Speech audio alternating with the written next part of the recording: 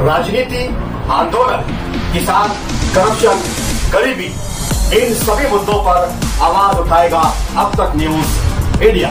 सत्ता के आगे जब भी सवाल कमजोर पड़ने लग जाए तो सवाल उठाने पड़ते हैं। बोल के लफ्ज आजाद है तेरे, बोल के सच जिंदा है अब तक। Unique academy computer and coaching classes, जहां नर्सरी और जूनियर सीनियर केजी क्लासेस से लेकर 11वीं और 12वीं जमातों के लिए कोचिंग क्लासेस जारी हैं। यूनिक एकेडमी में ऑडियो और वीडियो स्क्रीन का इंतजाम भी किया गया है। 5वीं, 6ठी, 7वीं और 8वीं जमात की स्पेशल क्लासेस भी जारी हैं। उर्दू, इंग्लिश, मराठी और मैथ्स की बेसिक क्लासेस भी जारी हैं। लड़कियों के लिए बिल्कुल सेपरेट क्लासरूम। यूनिक एकेडमी में अपने बच्चों का एडमिशन करवाएं। हमारा पता याद रखिए, शहीद अब्दुल हमीद कुसुम्बा रोड, निहाल नगर पुलिस स्टेशन के सामने, मालेगांव।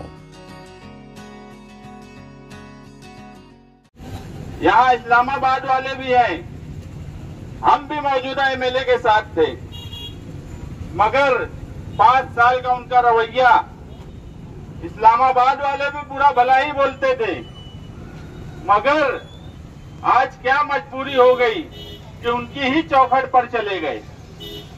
बड़े बहादुर थे, इलेक्शन लड़ने की बात बोलते थे, मगर जब वक्त आया तो उनकी ही चौखट पर जाकर नाक रगड़े और गोली से डर गए।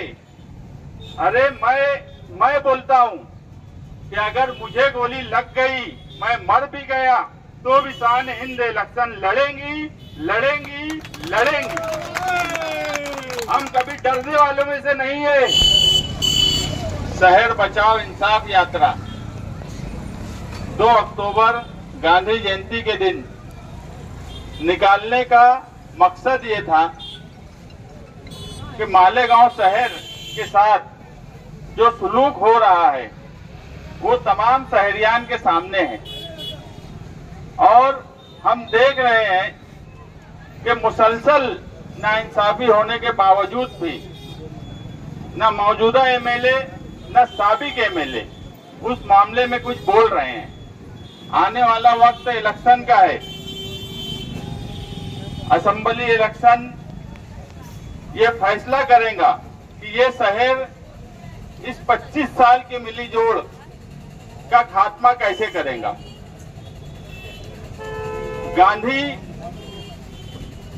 गांधी को गोली मारी गई। गांधी को जब गोली मारी गई तो उससे पहले गांधी पे हमला या प्लानिंग नहीं थी, ऐसा नहीं था, मगर गांधी डरे नहीं। दुबले पतले थे, बॉडी बहुत ताकतवर नहीं थी, मगर डर खौफ गांधी में नहीं था। गांधी फिरका परस्तों की 3 गोली का शिकार हुए और अमर हो गए। आप देख रहे होंगे इस शहर में गोलियों की रास लीला चल रही है, गोलियों पर बात हो रही है। कल रात में भी इस शहर में फायरिंग हुई। हम इस शहर का मुस्तकबिल क्या देख रहे हैं, ये आपको तय करना है कि हम इस शहर में जो आउटर में सब चीज चली गई वो इस शहर में लाना चाहते थे या गोलियों पर बात करना चाहते थे, गोलियां चले, तलवारें निकले, इस तरह की तकरीर पसंद करना चाहते थे। यहाँ इस्लामाबाद वाले भी हैं, हम भी मौजूदा एमएलए के साथ थे, मगर 5 साल का उनका रवैया, इस्लामाबाद वाले भी पूरा भला ही बोलते थे, मगर आज क्या मजबूरी हो गई कि उनकी ही चौखट पर चले गए। बड़े बहादुर थे, इलेक्शन लड़ने की बात बोलते थे, मगर जब वक्त आया तो उनकी ही चौखट पर जाकर नाक रगड़े और गोली से डर गए। अरे मैं बोलता हूं कि अगर मुझे गोली लग गई, मैं मर भी गया तो भी शान हिंद इलेक्शन लड़ेंगी। हम कभी डरने वालों में से नहीं है। सिर्फ जबान से बहादुरी की बात नहीं करते, जिनके साथ गए हैं उनका दबदबा और उनकी ताकत भी देख ली। हाई कोर्ट जाना पड़ा। अगर हमारे साथ रहते तो गांधी के रास्ते से ही हम जिनको वो जेल भेजना चाहते थे इंशाअल्लाह जेल भेज दिए होते। उन्हें पता है कि जो आज एमएलए है, 5 साल से जो एमएलए थे, वो 5 साल के एमएलए रहते हुए मालेगांव शहरियान परेशान रहे। गुंडागर्दी बढ़ी, नशा और अशिया फरोख्तगी बढ़ी, हर बुराई पनपी और यहाँ तक के इस्लाह की बात करने वाले असलाह की बात करने लगे। ये इस शहर का हाल है। जमीन पूरी तरह खिसक चुकी है। आप यकीन मानो, आने वाला इलेक्शन बदलाव का इलेक्शन है, इंसाफ का इलेक्शन है, इसीलिए ये यात्रा निकाली जा रही है।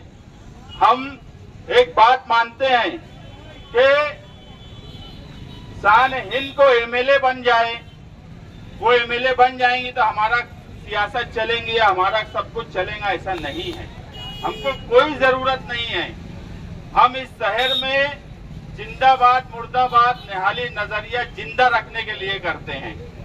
अगर निहाली नजरिया इस शहर में मर गया तो यकीन मानो इस शहर के तमाम लीडर बड़े रुस्तम भी बुज़दिल हैं, कोई बहादुर नहीं है। फिरका परस्तों से लड़ने के लिए इनकी बहादुरी कहाँ चली जाती, ये किसी को नहीं पता।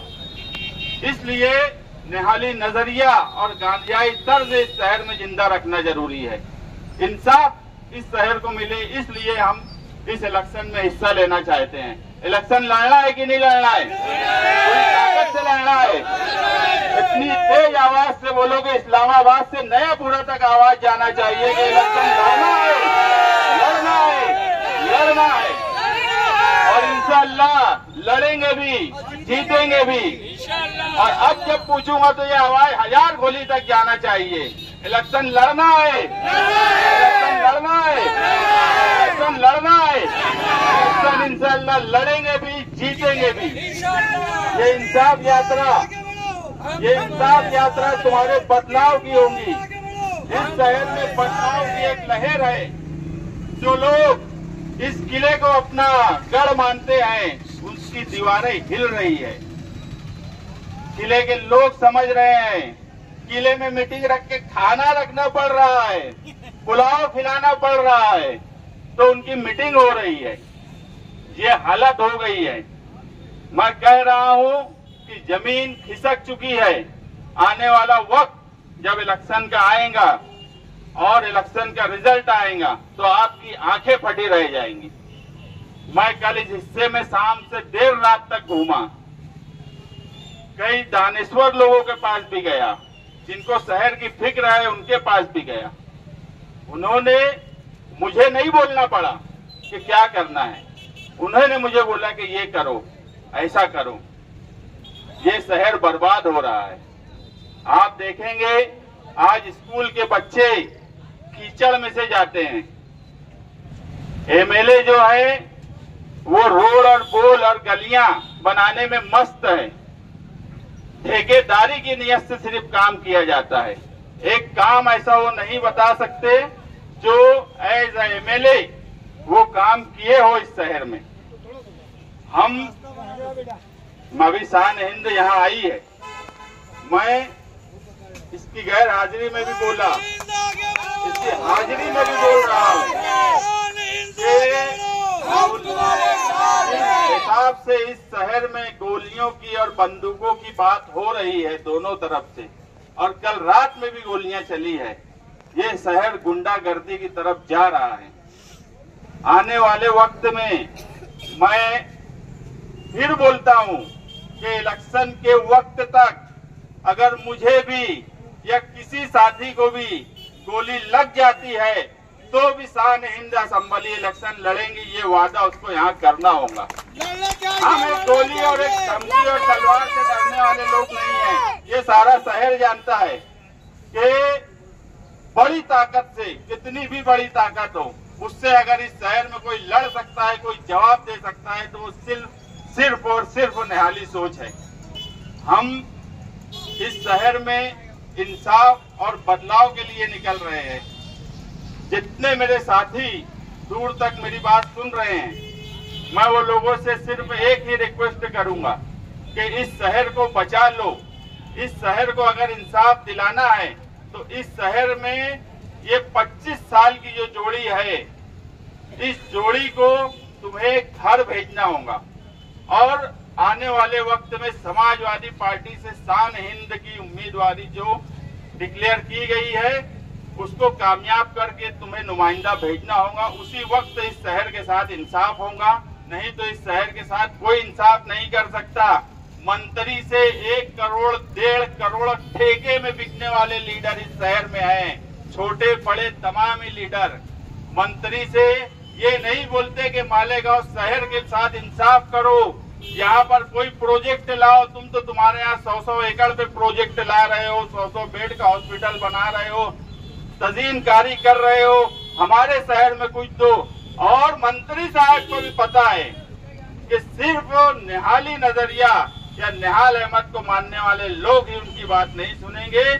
सिर्फ हम ही वाहिद है जिन्होंने कभी ठेका नहीं लिया मंत्री से, नहीं तो छोटे बड़े 1-1 1.5 करोड़ के ठेके में बिकने वाले मालेगांव शहर की आवाम को 1-1.5 करोड़ का ठेका लेकर बेचने वाले लीडर इस शहर के सेंट्रल में हैं।